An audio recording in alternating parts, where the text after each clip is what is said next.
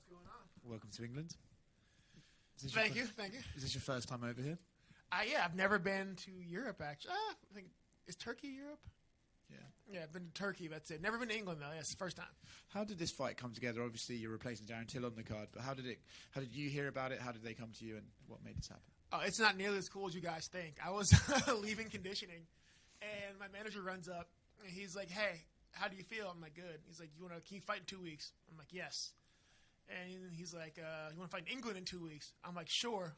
Who are we fighting? And he's like, "Oh, Jack Manson."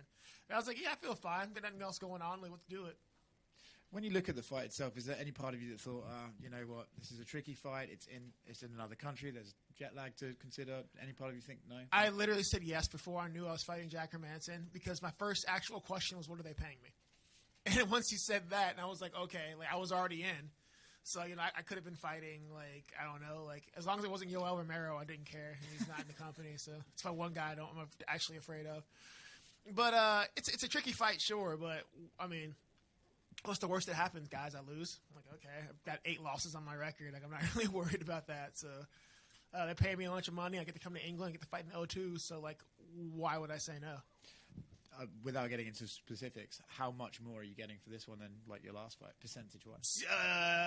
I've at least doubled my pay. Like, probably more than double my pay. Like, What's not to love? Yeah, why not? Yeah. How do you see the fight playing out? When you say it's a tricky opponent, what exactly do you see him bringing to it, and how do you deal with it? The way I describe Jack is a very opportunistic fighter. I feel like there's never. His base plan is to get the takedown, but what he does with it and how he gets it is more whatever he can latch onto, as opposed to having like a set path to victory. So, the Joker nickname fits, man. He's very random. He's very unpredictable. So that's a bit of a thing you can't plan for. But at the end of the day, it's kind of lucky because my game plan is always pretty easy and straightforward. Keep punching you until I win or until the bell rings. So, it's a solid plan. Yeah, what else am I going to do? I'm just going to keep punching him and just try to hit him. Thank you. Chris. You were up against an elite grappler last time out in Rodolfo Vieira, and you had sort of a floor is lava approach to the grappling exchanges. Are you going to be a little bit more willing to go to the ground against Jack, who he's kind of got sneaky good submissions, but maybe he's not renowned as being as elite on the mat as Vieira? I mean, I still kind of want to play the floor is lava because I'm very, very, very confident in my submission defense. I've got like 1 submission loss in 40 fights, and that was 10 years ago. I'm very, very hard to submit, but also Jack Hermanson's way more comfortable punching you in the face on the ground. And like, there's no point in getting involved in that. I don't want to play that game with him. Like we said, I think Vieira is probably the most decorated grappler in the division, or like maybe in the company at this point. But I think Jack's a little bit more much more experienced as a fighter, and like I said, man, he's opportunistic. The Joker moniker fits. You don't know what he's gonna do. There's less of a plan and more. He's just like, I got this giant bag of one trick ponies, and I'll just keep doing it until something wins. So we'll still play the floor is lava, but I think he's a better wrestler than Vieira, so it's a bigger risk. Talk to us about your corner team for this one. You've got 1, maybe 2 notable names from this side of the pond who are going to be backing you up in the corner on fight night. Yeah, man. So depending on how the commission's going to do it, hopefully I'll be able to have Brandon Lockman and Darren Till in my corner. Darren for sure. We're trying to get Brandon in, and like commission's kind of like, you can't do that. We're like, can't we though? Like, come on, guys. But I've been friends with Brendan for a long time. We lived together. He's got a similar story, and just a really good guy. And then Darren, I've known him for about a year now. I met him in Kamzat in Vegas, and I was like, hey, I know it sucks you can't fight. Being injured sucks. You can't really do anything about that. But I'll fight him for you, and it'd be really helpful if you were around. It'd just be really funny. And he's like, yeah, sure. So that's how that came to happen. There's no, like, giant strategic game plan. Afterwards, I'm like, okay, it is kind of cool. You do have, like, knowledge of it. But my initial thought was this would be funny as hell if Darren Till was in my corner. And he was like, yeah, he thought it'd be funny too. So, that's how that happened. Last one from me. And it's not about this fight. It's about a fight that happened a couple of weeks ago. I spoke to you on Radio Row in Vegas about Sean Strickland and the tactics that he may or may not adopt for that fight. Didn't I call? Like, I was like, we don't really know. Like, we know how he can win, but we don't know what Sean's actually going to do because he's a crazy person. So how has the unpacking of that result been in terms of the team and how you guys have sort of gone through that, and what's been the reaction within the team? There's no unpacking as a team because we all knew, like, okay, like Sean knows how to win this fight, but everyone in Stream Tour is like 50-50 shot. He comes out here and decides to kickbox. So we were all aware. It sucks to see your teammate lose, but Sean's aware that like he did this Sean Strickland's way. And like I told people, guys, like at the end of the day, you can't stop Sean from being Sean. And easy way to win that fight, but he's like, I'm not going to allow my pride to allow people to say I ran from him or were scared. So Sean fought the way he wanted to. So it sucks to see your friends lose, but he accepts it. He knows what happened. It is what it is. Chris, just going off of that, of course, Sean fought Hermansson before, so has he given you any advice? What's the preparation been like with him in the run-up to this fight? It was really helpful. He fought Hermansson. The fun part of that fight was I was one of the even though I'm 5'10", I was one of the Jack Hermansson stand-ins. So I had to spend a few, 2 weeks learning how to be Jack Hermansson and like certain entries and whatnot. So I feel like I know Jack pretty well at this point. Like we're gonna have a conversation. I know his likes and dislikes, like what he wants for dinner. So that's useful. And then it's always nice to have a guy who's fought somebody like around, just like this is what we're looking for. This is what I had trouble with. Me and Sean are very different fighters, but there's kind of some overlap, and like we've trained together for 6 years now, I think. So there's a little bit of overlap. It's been helpful to just have that. Sean's actually pretty good at pretending to be anyone in training. Like he's very malleable style wise. So it's just been really good for me, really good for my mental. And just we had 2 weeks to prepare against the guy who fought him. So if there's a best case scenario, that's probably it. Did that give you then extra confidence? Was that easier to say yes to this fight, knowing that you've kind of prepared for him already before with Sean? I hadn't even thought. So here's the thing, guys. Like, especially around like 12 o'clock p.m., I'm mostly useless to people. It's like my siesta time. I have to nap. So when I took the fight, I hadn't even thought about like, holy hell, I've been Jack Hermansson for like months before, whatever. Hadn't even occurred to me until like later that night. I was like, oh, I went back to watch a video, and I'm like, oh yeah, I've been Jack. Like, so somehow I forgot all of that initially until later that night, and I was like, oh, I did prepare for this. So I don't know, man. It's a fight. Like, I don't think I really need that much like confidence from the outside to do it. It's a fight. Like, I'm not afraid to fight. I like fighting. There's no fear. I've got 8 losses on my record, so there's no fear of losing. I've lost before. I'll probably lose again before it's all said and done.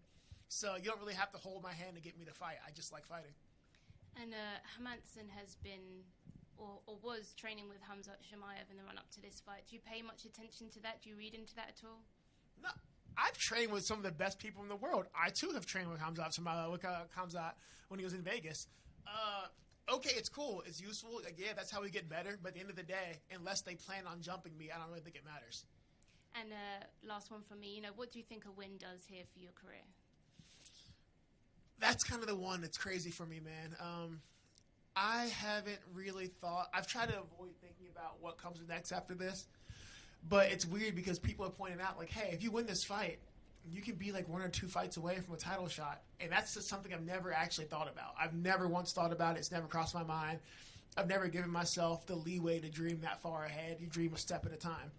So that's kind of interesting, man. Like, I don't know. A win now puts me...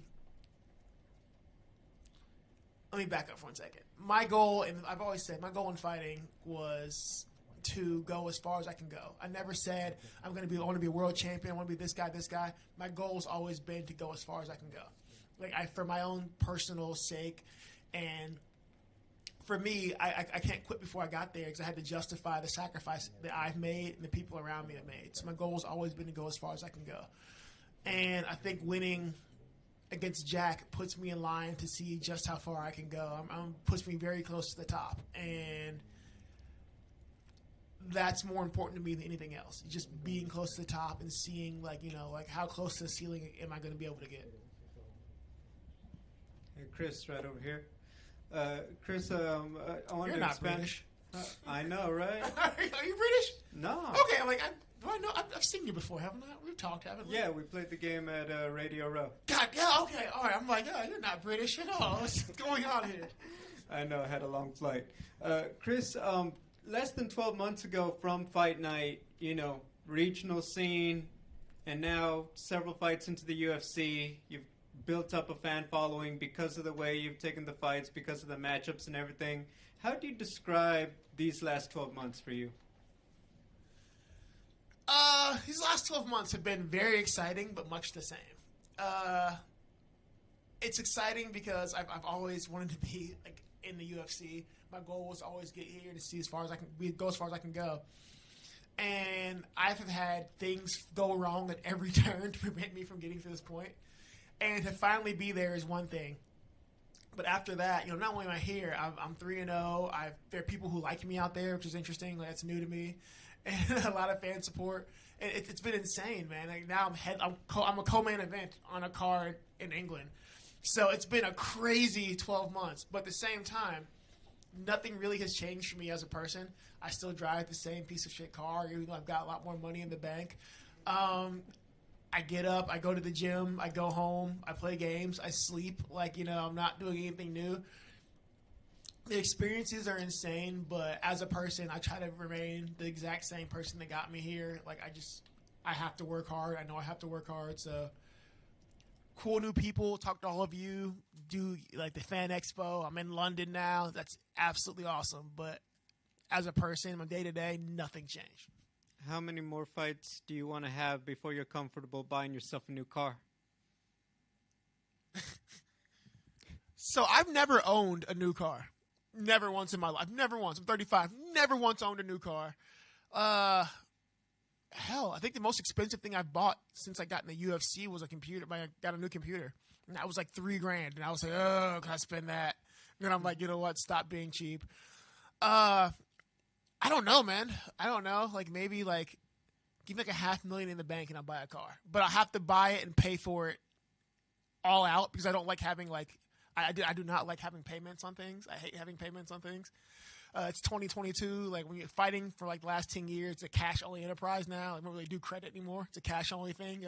We killed our credit years ago, so we're fixing that. So I will buy flat out a car when I have $500,000 in the bank. Until then, I'll drive mine until it explodes. Finally, I did want to ask if you could expand on reaching out to Darren Till. When the fight was announced, you did acknowledge on Twitter that, hey, maybe some of the English fans might be a little disappointed he wasn't going to be here on Saturday to fight. So can you just talk about reaching out to him and just how his reaction was to everything? Yeah, man. Darren gets a lot of – I'm over here breaking shit. I'm sorry. Darren gets a lot of shit from the fans for this one. But, the guys – training with him, he works hard. He genuinely does work hard. He cares about what he does. And when you work hard, you're going to get hurt. It happens. And then some people, it's a fight game. I always use Shogun, for example. $1 million talent, Shogun, but dollar store knees. This dude can't save his knees, and he can't not hurt himself to save his life.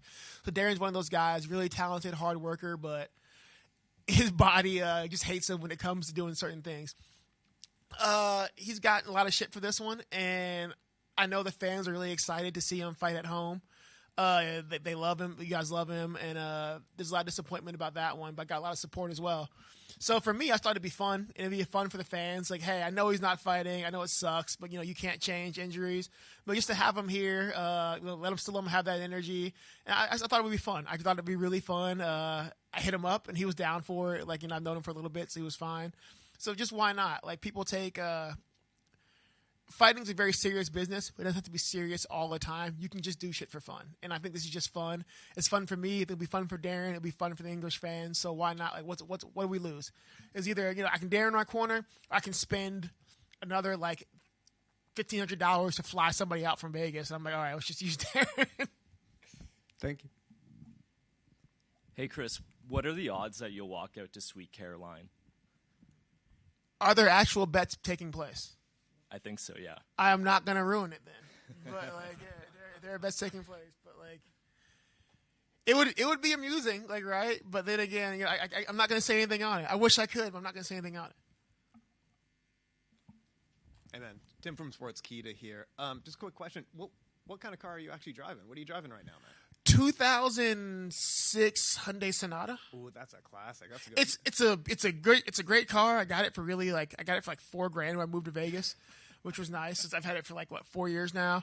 It runs fine. It's a piece of shit, but it's my piece of shit, and I appreciate it. And the post-fight celebration meal. What do you want once the fight is done? What time are we fighting here? I think you're going to be around 10 p.m. It's going to be late. So I do enjoy getting ice cream after fights, but I've had my heart broken so many times from the regional scene because I'm always main event. So by the time you finish, everything's closed. So I really like ice cream, maybe some wings, some French toast, and a frozen margarita would be my ideal meal. And one last one for you. And I know you probably don't want to answer, but who do you want next after this fight? It's not that I don't want to answer. It's the fact that I don't know. I know, isn't Jack number 8? Sean is 7, so directly above me is my boy. And up above that, I don't really know who else is in this division where. I don't keep track because until this point, it was never a thing I was worried about. I was kind of okay, who can I snipe from the top 15? And winning this fight puts me in the top 10. I'm holy hell, what do I do? So we got to get some reevaluation. My manager Lance is back there. This is a Lance question. Who do we fight, Lance? Yeah, Lance is keeping it close to the chest. So yeah, we don't know. I have no idea yet. Yeah, I'll tell you guys on Sunday. Thanks so much.